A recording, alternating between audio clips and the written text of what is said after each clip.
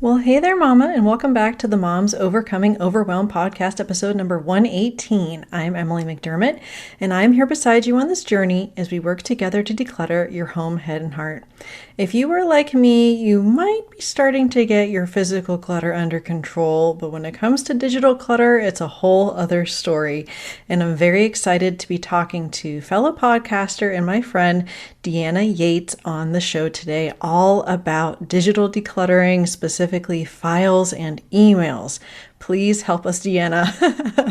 Deanna is the host of the popular podcast Wannabe Clutter-free, and she helps busy families learn how to let go of the stuff holding them back so they can stop spending their entire weekend cleaning house and start enjoying more time together. And her positive attitude and down-to-earth nature has propelled the Wannabe Clutter-free podcast to the top 1% of podcasts and has over 1.5 million listens. She has expert guests, tips and tricks from her own experiences, and she's helped women from all over the world discover the freedom that comes from living clutter-free. And when she's not helping clients, you can find her paddleboarding, searching for the tastiest breakfast burrito, yummy, or balancing her love of world travel with her love of snuggling up on the couch. And I was thrilled to be a part of Deanna's Chaos to Calm Summit and also a guest on her podcast, which you'll find in the show notes today. And at the end of the episode, I mentioned that I'm going to write a song about her podcast to the tune of Spice Girls' Wannabe, which I actually did, but you're going to have to wait for the next summit in order to hear that. I know you're going to love this conversation with Deanna, so what do you say? Grab that notebook and pen, and let's dive into today's conversation with Deanna Yates. Hey there, Mama. Are you tired of all the stuff crowding your home, calendar, and mind? Do you wish you could say goodbye to the endless to-do lists running around in your head? Want to declutter but don't know where to start? You're in the right place.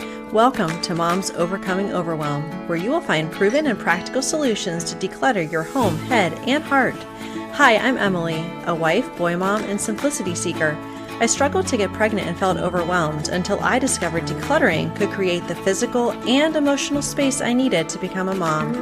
Now, 2 kids later, I've transformed my life and motherhood by developing simple systems around decluttering, capsule wardrobes, kid stuff, cleaning and tidying, meal planning, time management, and more, and I can't wait to share them with you. If you're ready to reclaim the time and energy you crave, be present with your kids, and finally enjoy the life and motherhood you so deserve, let's kick overwhelm to the curb, shall we? Grab your lukewarm coffee, your notebook and pen, and clear off some counter space. Let's do this. Well, thanks for coming on the show, Deanna. I'm so excited to be talking with you today. Oh, I am so thrilled to be here, Emily. Thanks for having me. Yeah, you and I are kindred spirits for sure. Yes. And I was just talking about how when it comes to decluttering, all of the things, the physical and the mental and the emotional, I have some things that over the almost 10 years on my journey, I have been figured out, but there are other things like the digital decluttering that I really struggle with. I just kind of like put it all in a folder. Like my my desktop has like a folder. It says to be reviewed. But then there's a bunch of stuff in that folder, Oh, which yeah. I haven't reviewed. So anyway, I can't wait to dive into this conversation because I need help personally. But I would love it if you could first introduce yourself, your family, kind of how you serve women, and what you like to do in your copious amounts of free time when you aren't doing all those other things. Yes, the copious amounts of free time. Well, hello, everyone. My name is Deanna Yates, and I also am a podcaster. And, that's actually how Emily and I met, is just this wonderful world of podcasting. And I have been on this decluttering journey. I would say it has been, yeah, probably about 10 years for myself as well. We started, oh gosh, we traveled actually when our daughter was 1. We were working from home. My husband and I had a business that we did, and we were working from home. And we said, we can do this from anywhere. So we were one of those families that sold 90% of what we owned, had traveled with, carry-on bags, and went and traveled. And we traveled for 6 months in Europe with a 1-year-old, and it was a very exciting and interesting experience. And you would think that that would be the start of my minimalist journey, but it wasn't really. It was actually when we came back to the States, we settled in, we bought a house, tried to live near family in Iowa. And everyone was so generous because we had sold everything. We didn't have anything, right? And everybody was so generous and piled on us and gave us love and gave us stuff and all the things we needed and way more than we needed. And that was the start of my journey. After about a year and a half of living there, we ended up, got another job in Chicago. And so we moved to Chicago, and that was when the journey really started. I was like, we have way too much. I'm so overwhelmed. We went from a 3-bedroom, 2-story house to a tiny 2-bedroom apartment in downtown Chicago. We actually lived in a 1-bedroom apartment for 3 months while that building was being built, because it was a brand new building that I was going to be the property manager of. And so that was really where it was like, okay, we got to figure this out. And letting go of the stuff really did make such a huge difference. And I was working a full-time, very stressful job, and being able to not have to worry about all this stuff bugging me down, all that cleaning, all of the maintenance of it all was life-changing. And so that's kind of how I ended up on this journey. And hopefully that was kind of a long intro, hopefully not No, it too was long of an great. It was so introduction. great. And then so what do I do in my free time? I'm gonna be one of those people that you're like, ugh, she really does. But I do actually love my Peloton bike. It is one of the ways that I'm able to clear my head. And I notice on the weeks when I don't make time for it, I am not the same person. I am so much happier when I give myself a way to have that physical activity. And so if I don't want to get on the bike and I want to get outside, my favorite way to do that, though, is there are some cliffs near us. We live not too far from the beach. We're in San Diego. So apologies for everybody who's listening to this that's in the East Coast and dealing with blizzards. But we can go hiking. There's cliffs that overlook the beach, and it is that's my happy place. Absolutely. Oh, I love that. And yeah, intentional movement every day. Like even this morning, I was doing Yeah. my workout and I have like the countdown clock. And I'm trying not to be thinking about like the to-do list and everything going on because I know, okay, this is important. This is, practice what you preach, right? Spending that intentional time for movement. Yeah, And totally. so, yeah, that is great. And I love your story too, because yes, we have very generous people in our lives. And sometimes the generosity comes with stuff. It's just Hmm. the love language of so many of our loved ones. And we just have Yes. to continue to love them for it. Yeah. And I would love it if you could share a story. Obviously, that was one example of when you were overwhelmed in your motherhood. Oh my gosh, living in a 1 bedroom with everyone, I can't even imagine. But can you tell us Yep. maybe a time, it could be recently or it could be kind of early in your motherhood when you were just completely overwhelmed? And it could be by the stuff, it could be by just routines and systems that weren't working, and what Sure. you did when you were like, okay, I can't take this anymore, and what you did to kind of change that situation. Yeah, I'm going to go back to Chicago. And that was an interesting experience in my life. So I was a first-time property manager. I had worked for the company before doing leasing, and so I had been experienced in that realm, but managing a building was totally new and overwhelming to me. And at that point, she was 3, so a 3-year-old also. Like, so having to deal with all of the people that I managed that lived in this building, because it was 300 units, and a 3-year-old, and watching how much they kind of like were very similar. My 3-year-old and my 28-year-olds living in the building, they all threw their tantrums. Yeah. And so having to deal with that, I remember having a moment. And apparently, I like to throw the towel in, and I like to do things very pendulum swinging, like I'm one end or I'm the other. I'm very yin and yang. You would think I was a Gemini. I am not.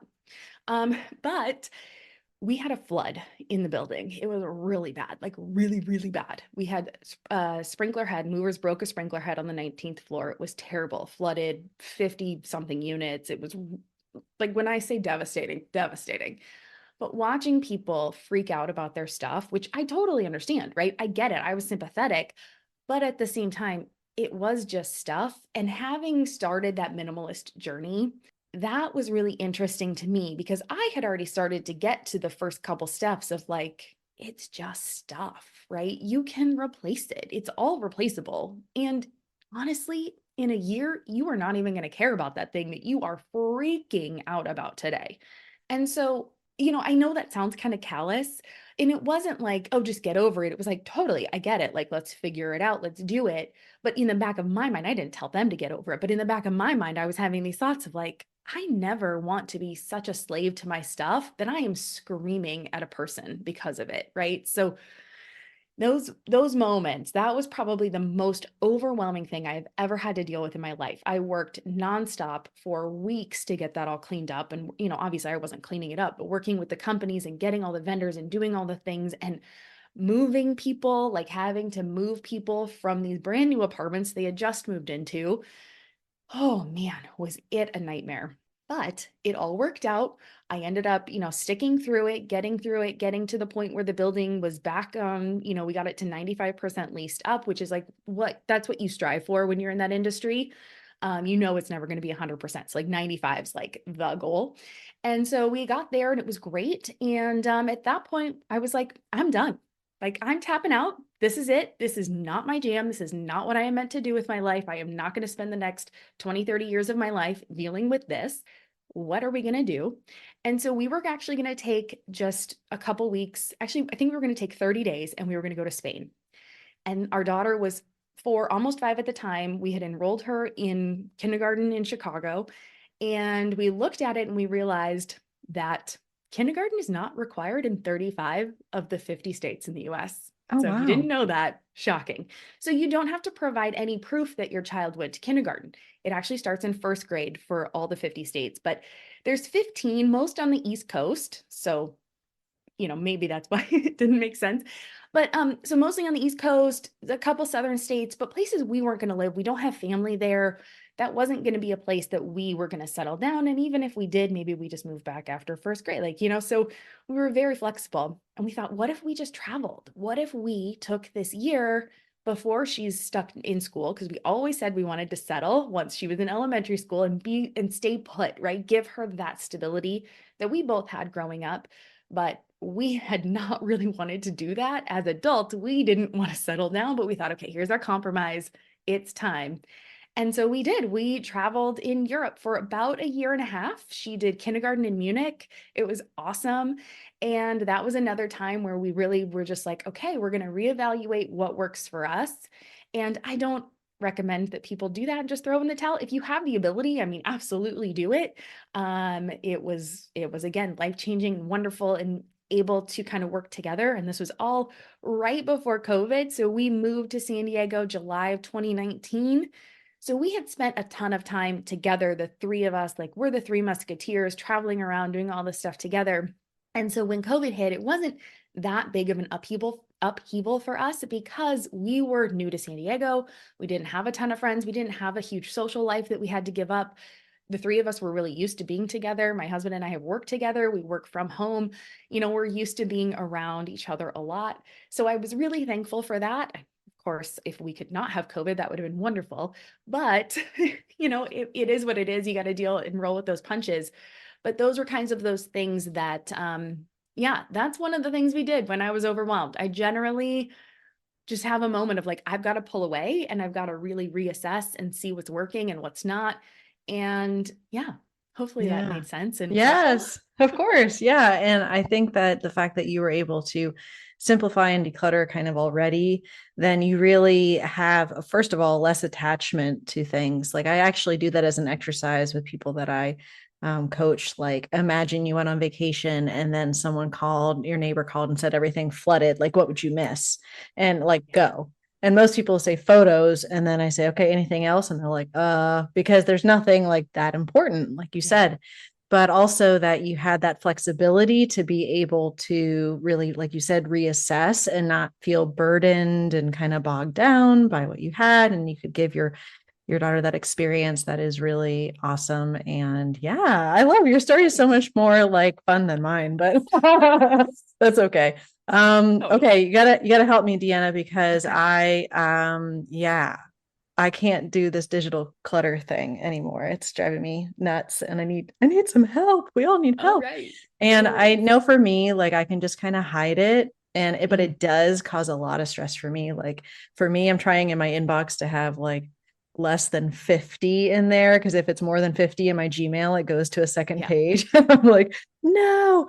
And I have done like Evernote in the past, and now I'm doing Apple Notes as far as like Mm, that goes. But I would love it if you can kind of talk to us. Like, I loved one of your episodes where you talked about having this virtual filing cabinet and kind of mhm. thinking of our digital files in that way, in a very logical and consistent way.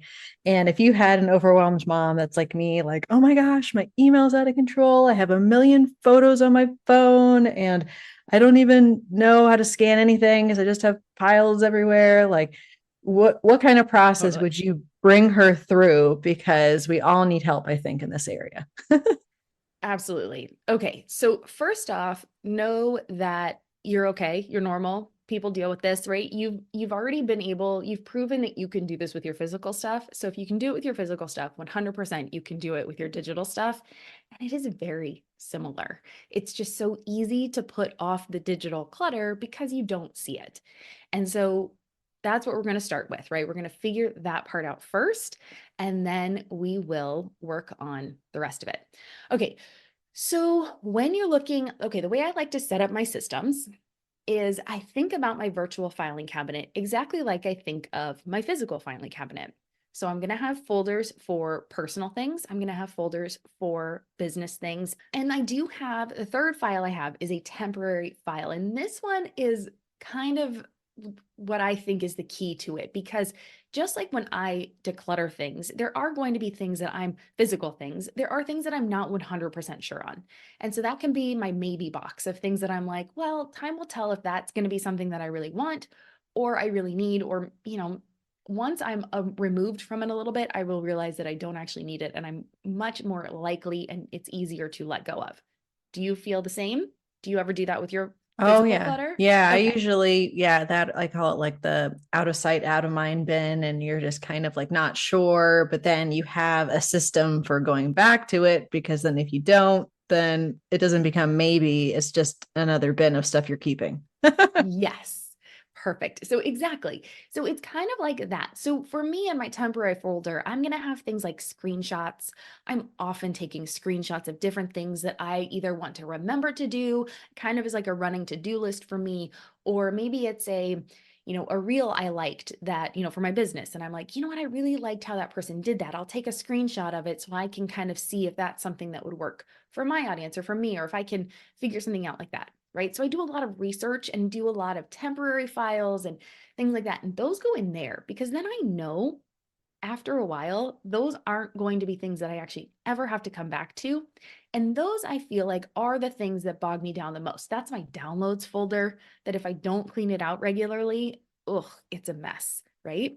So, okay, so that's the temporary one. We don't have to do too much with the organization of that file. Just understand that we need to revisit that file somewhat frequently so that we can get rid of all of that kind of stuff that gunks up. When you're coming in, it's kind of like the drop zone for any of your physical stuff that you come in. Like I have a drop zone in my entryway, and I'll have like my inbox there for like all of our mail that comes in. And then I'm processing that stuff on a regular basis, right? I'm going through that every week because once it starts to get full, I'm like, oh, okay, well, I can't fit anything else in there. I've got to go through it. I do the same thing with this temporary file. The other two files I have are my business file and my personal file. And these are going to be things that you need to keep. They're reference files that you're going to actually want to go back to. And they might be things like bank statements, tax documents, receipts that I need to keep for tax purposes, anything that's like school related that I need to keep for our daughter. These kinds of things are what I will keep in these files. And when you just look at these files like you would with a physical filing cabinet. So I'm going to set up folders for each category. So under my business file, right? So this is kind of like my business filing cabinet drawer. If I were to have a physical one, then I would have a folder for my business files, and I'll have another folder for my personal files. And then in those, I will have files for all the different, like what I would have regular files for in a physical one. This is really difficult when it's not visually that you can't see it, but we'll keep going. So let's just take the business file, for example. I will have business file, then I will have folders. So for something like my bank statements, right? I'll have those, and then I will have checking and savings. And then in there, I will have another file for the year, right? because after a while, you don't need to keep these files anymore. And I don't want to have to spend the time of opening each file to know, okay, what checking statement is this, right? I don't want to have to deal with that. I want to deal with it one time. I want to file it correctly. I want to label it correctly. And then I know later, future me is going to be super happy because I can say, oh, that's 8 years old. I don't need to keep that anymore. I can let that one go. Does that make sense? Yeah, and I just wanted to mention you reminded me something of this like touching paper once, like for a physical Yes. thing, like your mail, you're going to see that all the way through to whatever it ends up being. But I love that you have sort of like the naming convention and sort of it set up so that you're only having to deal with it once and not have to go through all of these digital files to find what you need. And I also like it's very simple because I find sometimes I have a tendency to think I'm being more organized if I put lots of files within files. And then it doesn't Yeah. actually help me at all. It just means I have to like keep going down all these levels to like find what I need. So I love how it is very streamlined in that regard. So yeah, that is great Yeah. information. And I know that you have some more tips. I'm just very excited. That's okay. No, I'm glad. That was great. So the next tip I have for is how you name things, right? So again, if we're keeping in this simplicity realm where we want to make sure that things are easy, so you want to make sure you're naming things the same way. Now, you can name them however you'd like to name them. There is no right or wrong, but just make sure you're consistent. And so make sure it's easy for you to understand what that file is. So, for example, if we were looking at bank statements, so maybe it would be like we have an account with Schwab. So it might be Schwab checking. Like that's going to be much more informative than just checking, right? So even if you have it in a file where it's business, bank statements, checking, Schwab, or Schwab checking, you're still going to want to name the file because again, when you're looking at all these files, just in case something gets messed up, that file is the end all. That's the one you want it to be. So it might be Schwab checking. So it might be Schwab checking, and then you're going to do the year and then the month. And then that way they are filed correctly. And I like to do my years like 2024-01 for January, 2024-02 for February, because if you just do one and you just do two, they don't line up correctly. And that drives me crazy as somebody who wants to be organized. If that doesn't drive you crazy, that is fine. You don't have to be as exacting as I am, but it just makes them line up nicely when you put them in the right order. Yeah, Does that make no, sense? it makes a lot of sense. That's very helpful. And I guess the other piece of it is sort of like as we're having emails come in and there are, attachments or things that we want to keep, or I definitely do like tags within Gmail to kind Mm. of help me Oh, yeah. sometimes. But when it comes to bridging between like what is coming into your inbox and what you want to keep in that virtual filing cabinet, is it Mm. just that like as you're checking your email and you're like, okay, this is some sort of flyer, I want to put that with the school stuff. Do you just kind of move it over as you go, or how does that work for you with your email? I actually don't save a lot of my email stuff. So if it's really important, it's something I'm going to need for, like I said, tax purposes, like really important stuff, I will actually take that file and download it. Now, guess what? You actually, if you were really into it, you don't have to keep that stuff. I've actually let go a lot of that stuff because the banks hold it for you. If you need to get your bank statements, you can request those. So you actually don't have to be the person that's holding them. If you're not comfortable with that, definitely go ahead and download those really important things. But I no longer keep like my emails that tell me that notify me that my statement is ready, right? I don't keep those anymore because there's nothing important in that email. The email that says your statement is ready, what is that going to help me later in life? It's not. I've actually a really funny story that helped me get over my email attachment. I was trying to clean them all out. I was trying to be really good. I was like, okay, I'm going to do great. I'm going to delete these archived emails. Do you Oh, no. realize your archived emails are not your deleted emails? I thought they were your deleted emails. Oh, I Deanna. deleted 15,000 emails across a couple accounts, like decades old account. Like, what? And you know what I did? I panicked at first. I will admit, I did have a panic moment. And then I sat there and I went, was I ever going to look through 15,000 emails? Not on your life. There's no way I was ever going to look through 15,000 emails. I was never going to go back to them. So what I did was I searched for people that were important in my life. I searched for things from my mom, my mother-in-law, my father, my husband, things that were in the last year were really important for us. So things from her current school, doctors, anything like that. Like I like racked my brain to think of anything important I could think of that I might need to reference at some point, or might have an image in it, or might have something that I would miss. And I just searched for those specific things and saved particular ones that I wanted. Maybe they were reference things I wanted to go back to. Maybe they were, other things I wanted to keep. But yeah, I mean, that's been, I don't know, a year ago, and I'm fine. I have survived. There has not been one moment where I've been like, I really want that email. Actually, there was one, but it was sent from my husband. It was a gift card, and he was able to resend it to me. My husband is a person that doesn't care about deleting his email at all. He has that little red button that has, 1,000 emails. Me, panic moment. Him, Me too. He doesn't care. Well, that is really helpful just as far as and I think maybe I'll have to have you back to talk about photos, because we could have an entire episode devoted to photos for sure. Absolutely. But I think that's helpful as far as just understanding what we need, probably what we don't need, and how to simplify the process, which is really what we want to do, because we're overwhelmed. We don't have time to do millions and millions of folders. So that is super helpful. Yeah. Can I do one thing more before we go? Yeah, of course. Okay. Unsubscribe. Please unsubscribe. The second you get an email and you look at it and you start to delete it, if it is an email you never opened and you're just doing that swipe delete thing, please open it and unsubscribe. Take the 2 extra seconds to unsubscribe so that you don't get the next 10 that you're deleting before, right? Just let's stop it. Just stop all that chaos and noise coming in to your inbox, and understand if you are trying to declutter and you are trying to get rid of stuff, those marketing messages are your worst enemy, because they are filled with stuff that is awesome and adorable and wonderful, and you want it in your house and you didn't even know it existed until you got that email. So please unsubscribe. Yes. Thank you. Yes. If you get nothing else from this conversation, unsubscribe. I totally second that. Well, Deanna, this has been super fun, and I would love it if you could tell everyone how they can best connect with you, because I know they're going to check out the podcast and all the things. Absolutely. So all of my stuff is now called Wannabe Clutter-free. So wannabeclutterfree.com is my website.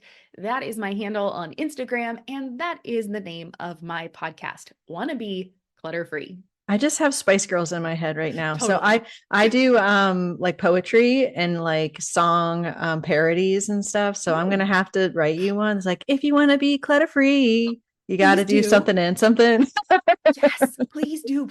Oh my God, I love it so I will do it much. I will do it for you so much. Yeah, you heard it here first, everyone. It's going to be a top hit on I don't know what, but I don't know. But can we get together and sing it? Yeah, sure. We'll find 3 other minimalists. Totally. Yes. All right. Please. That's happening. All right. Well, thank you so much for Deanna. I really appreciate you coming on the show, and thank you so much for your time. Yeah, Emily, thanks for having me. If you like today's podcast, here's what you can do. Just take 30 seconds to leave me a review. I know you're a busy mama. You're overwhelmed, in fact, but 30 seconds of your day makes such an impact. I'll be blessed by your words. They'll definitely make my day. And who knows, you might be entered for this month's giveaway.